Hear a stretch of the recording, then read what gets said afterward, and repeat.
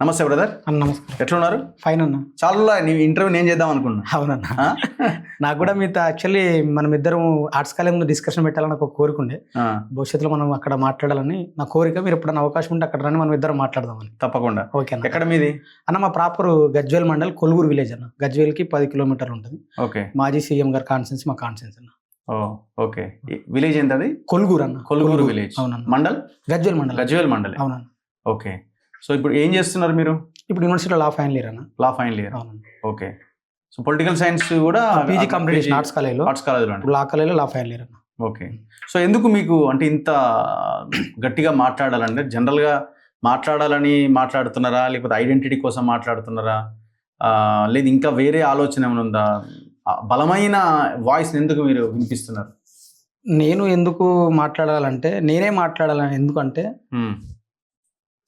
చదువు అంటే సమాజాన్ని చదవడం, చదువు అంటే సమాజంలో జరుగుతున్న అన్యాయాల మీద ప్రశ్నించడం. నేను చెప్పలే, డాక్టర్ బాబాసాహెబ్ అంబేద్కర్ కూడా ముక్నాయక్ పత్రిక పెట్టి మూగబోయిన గొంతుల గురించి మనం మాట్లాడాలని చెప్పి డాక్టర్ బాబాసాహెబ్ అంబేద్కర్ చెప్పారు.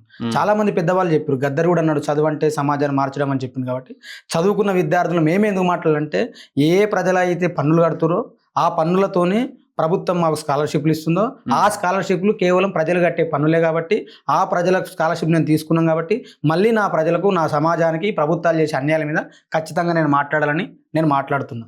దట్ ఎందుకు ఉస్మానియా మాట్లాడాలంటే ఉస్మానియా యూనివర్సిటీ అనేది తెలంగాణ రాష్ట్రానికి సూర్యుడు ఎంత అవసరమో ఉస్మాన్ యూనివర్సిటీ కూడా అంతే అవసరము. ఎందుకంటే తెలంగాణ రాష్ట్రం రావడంలో కీలక పాత్ర పోషించిన ఉస్మాన్ యూనివర్సిటీ ఇప్పుడు తెలంగాణ సమాజంలో జరుగుతున్న అన్యాయాల మీద ఉస్మాన్ యూనివర్సిటీ మాట్లాడకపోతే ఎవరు మాట్లాడతారు?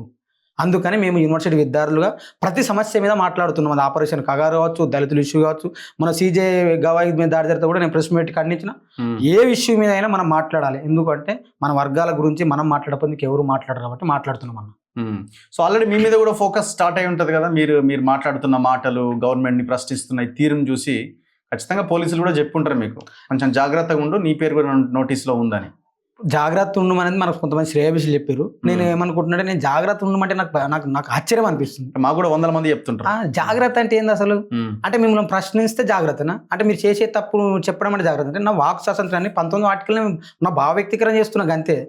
నా వాక్ స్వాతంత్రాన్ని బయట పెడితే జాగ్రత్త ఉండమంటే ఎట్లా? నేను జాగ్రత్త అంటే తప్పది. నేను నా ప్రజల గురించి మాట్లాడుతూనే ఉంటా.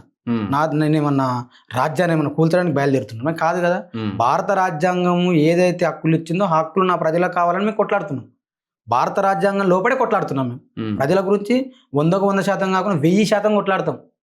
నేను చాలా సందర్భాలు చెప్పినాం.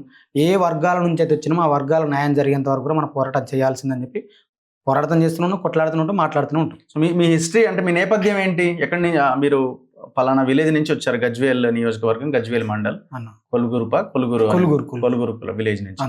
సో ఏం చేశారు మీరు? అంటే ఏమైనా ఈ మూమెంట్స్ లో ఉన్నారా? ఏదైనా విద్యార్థి సంఘంలో ఉన్నారా? లేదు, మూమెంట్లో ఏం లేదన్న. యాక్చువల్లీ నేను Swaero student union state president పనిచేసిన.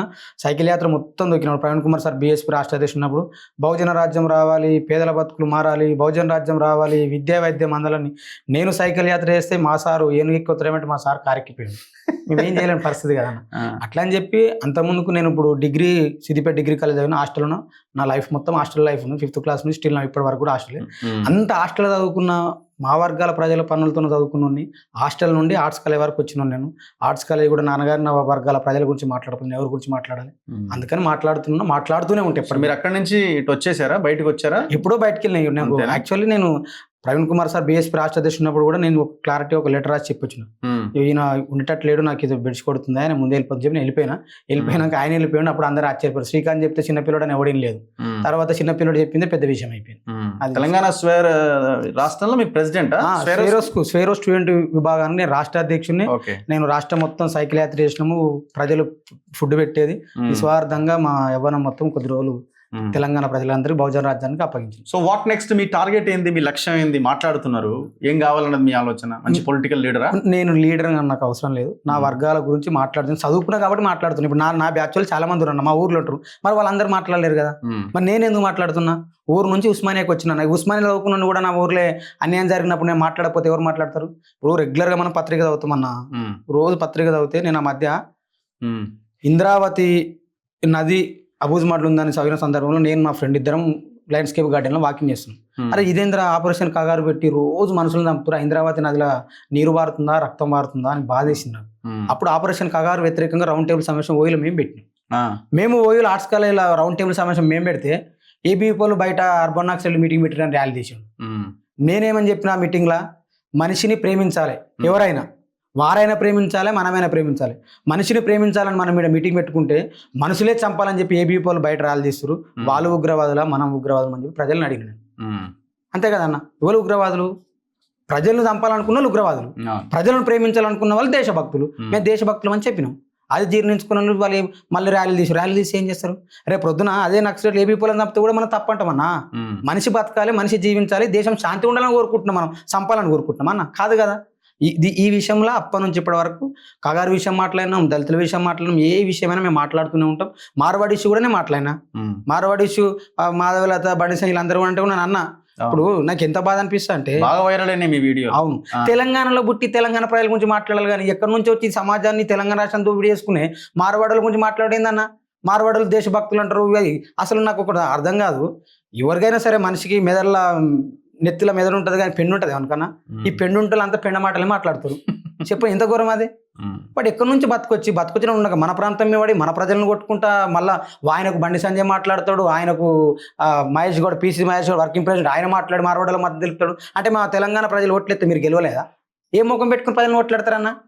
అన్న నేను ఒకటే చెప్పదలుచుకున్నా, మార్వాడోళ్ళు తెలంగాణ పోరాటంలో ఎంతమంది అమరులేరని వదిలిపెట్టమన్నా. ఎంతమంది అమరులేరు అవన్నీ పక్క పెట్టు. ఈ దేశ సైన్యంలో మార్వాడు ఒక సైనికుని చూపెట్టినావు. మరి సైన్యం ఎవరన్నా? మనమే. మరి వీళ్ళందరూ ఎవరి గురించి మాట్లాడాలన్నా?